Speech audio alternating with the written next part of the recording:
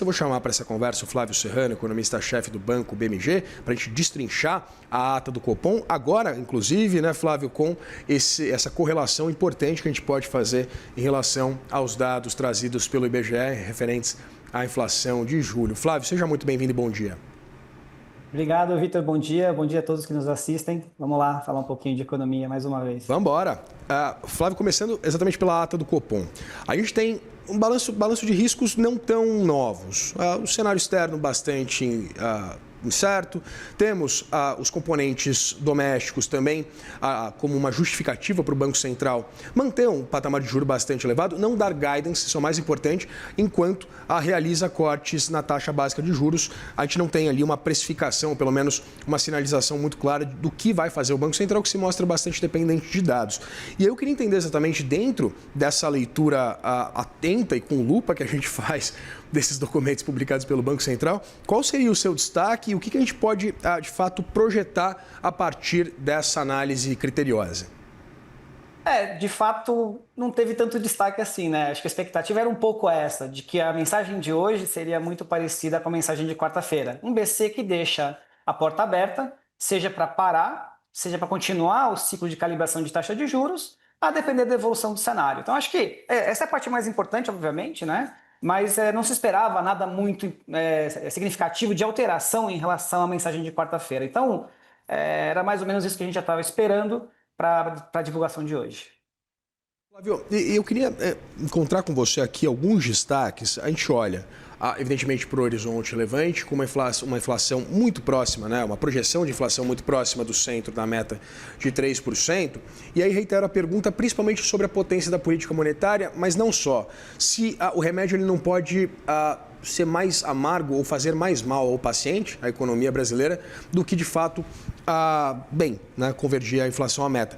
Essa dose de juro tão significativa, 14% ao ano, ela não seria excessiva? O Banco Central não teria espaço para dar uma sinalização pelo menos mais clara para o mercado de que vai cortar meio, de que vai cortar 0,75%?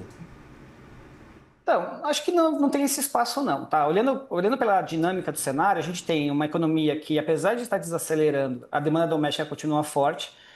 O IPCA, apesar de baixo hoje, você vê uma trajetória de acomodação muito limitada, ou seja, está refletindo provavelmente um problema de demanda, né? Uma economia que cresce mais que o seu potencial. Então, há uma pressão, sim, sobre a inflação. E a gente tem que pensar que, para as pessoas de camada mais baixa de renda, né, as pessoas mais pobres, a inflação pesa muito mais, né? Então, o trabalho do BC é justamente garantir a estabilidade de preços. Ele tem hipóteses no cenário dele, ele tem uma inflação que cai para 3,2% no primeiro trimestre de 2028, que é o horizonte relevante dele hoje. Isso em função de uma desaceleração importante de preços de alimentos, que é meio que a devolução dos efeitos de alta que a gente espera para o El Niño no final deste ano e começo do ano que vem, né? Então, é um processo de reversão desse cenário mais adverso. Então, a inflação, ela caminha. Mas quando ele deixa a taxa de juros mais alta, ele coloca um ponto de destaque na ata, nos comunicados. Isso já tem sido verdade há bastante tempo, que é, quando você tem uma inflação desancorada, você tem a necessidade de ter uma taxa de juros mais restritiva.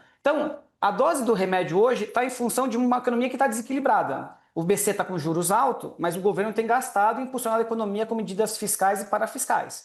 Então, esse balanço que é complicado, a gente tem que se perguntar o contrário. Por que com os juros tão altos a inflação não cai? Não é? Por que com juros tão altos a economia não está desacelerando tanto? Ela desacelerou marginalmente, mas a gente está falando de crescimento ainda entre 2% e 2,5% do PIB. Não é muito diferente do crescimento de 3% que a gente tinha antes. Acho que a ideia é... Então, a segunda pergunta que se aplica é, por que então, com um crescimento de 2%, que a gente gostaria que fosse mais, obviamente, a inflação não cede?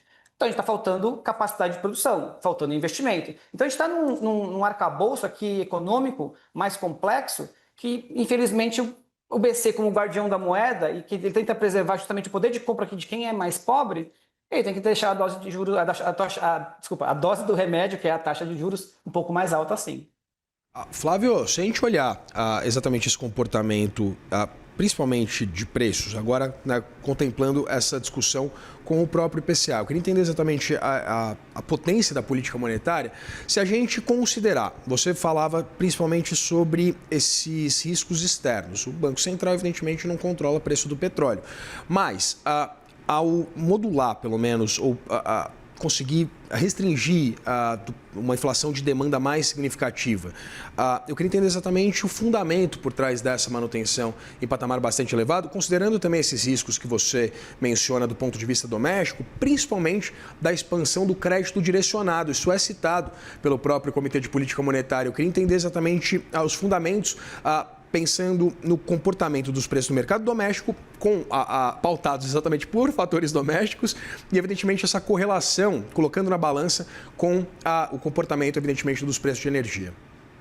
A gente tem uma dinâmica de inflação no Brasil que, de fato, ela é mais difícil quando a gente compara com o resto do mundo em relação a pegar a capacidade da política monetária, afetar de maneira mais rápida e mais intensa preços, né? Então, o crédito direcionado é um exemplo. Então, a gente tem taxas de juros extremamente elevadas, mas taxas subsidiadas, que acabam, então, fazendo com que os juros não seja tão alto assim para alguns certos segmentos. Em contrapartida, quando você vai para questões de créditos emergenciais, os juros são super altos, né? Então, o Brasil tem essa dicotomia aqui esquisita e a política monetária ela vai afetando alguns canais, outros menos, e às vezes isso atrapalha um pouco. Segunda coisa que a gente tem uma economia que ainda é muito indexada. Salário mínimo indexado, muitos preços indexados. Você mencionou no começo da abertura a questão dos preços administrados, que são quase todos indexados. São todos indexados, mas enfim, inflação passada, a política monetária não vai afetar isso. Então, no geral, a própria estrutura econômica nossa, muito indexada, também atrapalha um pouco esse processo. Então, o processo de desinflação, ele é mais lento. E aí tem um terceiro aspecto que é assim, dado tudo isso, as expectativas de inflação, que também são parte importante da dinâmica de inflação futura, os agentes entendem isso. E toda vez que você tem um choque um pouco mais importante, isso acaba sendo repassado para as expectativas de inflação. Então, o trabalho do BC aqui no Brasil é um pouco mais complicado que no resto do mundo, porque, de fato, em alguns canais, a política monetária não funciona tão bem. Ela funciona, é verdade, a gente não pode esquecer isso. Tanto é verdade que a economia está desacelerando, tem um processo de desinflação, mas aqui, geralmente, a dose do remédio precisa ser um pouquinho mais alta mesmo. Flávio, se a gente olhar para o horizonte relevante, a gente vê uma pressão mais significativa dos preços administrados do que dos preços livres. Reitero essa pergunta sobre a potência da política monetária na estratégia, né, de convergir a inflação à meta. A inflação, se a gente for pegar o modelo do Banco Central, está apontando uma inflação mais próxima de 3%, né? Pegando pelos livres, preços livres, são aqueles que de fato sofrem influência da política monetária. Administrado não tem muito jeito, é mais premissa que você vai colocar de energia, de petróleo, por exemplo, né? Que entra na energia como um todo. O fato é que a gente tem uma economia que é mais volátil, e a dinâmica de preços nossa é mais volátil. Então, a gente tem que trabalhar ao longo do tempo para tentar tirar um pouco essa volatilidade.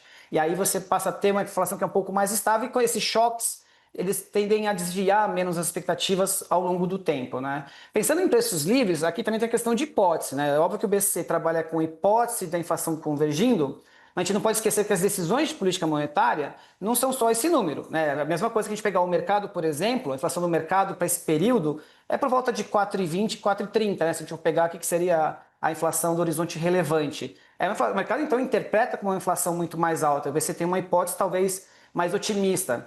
O ponto é que, assim, o que a gente tem que considerar sempre em decisão de política monetária não é só um número, mas o balanço de riscos. Então, apesar do número de inflação estar apontando para 3,2, você tem mais elementos de alta para a inflação que poderiam fazer a inflação divergir e ficar acima disso do que elementos de riscos de baixa para a inflação, que poderiam fazer a inflação ficar abaixo disso. Então, tem um pouco isso também. Quando a gente está tomando decisão de política monetária, tem que levar em consideração o balanço de riscos. Conversei com Flávio Serrano, economista-chefe do Banco BMG. Flávio, muito obrigado pela disponibilidade de sempre de conversar com a gente aqui no Laço, né, em cima da notícia. Imagina, obrigado. Agradeço o convite. Até a próxima. Forte abraço. Obrigado a você.